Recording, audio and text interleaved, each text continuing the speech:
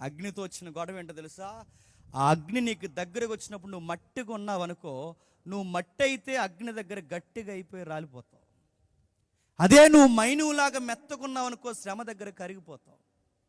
అదే మట్టిలో బంగారంలో నీ దగ్గరికి అగ్ని లాంటి శ్రమలు వస్తే మెలమెల మరిసిపోయే స్వర్ణం అయిపోతావు. గుర్తుపెట్టుకో, శ్రమలు రానివ్వాలి. మళ్ళీ చెప్తున్నాను, ఇబ్బందులు రానివ్వాలి, కావాలని ఆహ్వానించాలి. దేవా, ఎన్ని శ్రమలు ఇచ్చినా నేను తట్టుకుంటాను ప్రభువా అని అడగాలి.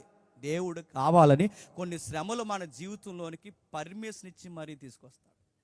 మన దేవుడు ఎలాంటోడంటే, ఆయన సెలవు లేకుండా తల వెంట్రుకల్లో చెప్పండి ఒక ఎంట్రుక కూడా ఓడదన్నాడు ఆయన. అంటే ఇప్పుడు ఈ వ్యాధి వస్తుంది, బాధ వస్తుంది, ఇవన్నీ వస్తున్నాయంటే మన లైఫ్లోకి ఎవరు పర్మిషన్ ఇస్తున్నారు చెప్పండి? ఈ శ్రమలకి చెప్పండి.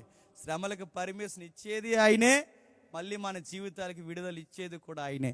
ఈ రెండు ఎందుకు చేస్తున్నాడు ప్రభు అంటే, మన కొన్ని కుప్పగని దేశాలు ఉంటాయి, అవన్నీ అనగాలి అంటే చెప్పండి కొన్ని శ్రమలు మన జీవితంలోనికి రావాలి.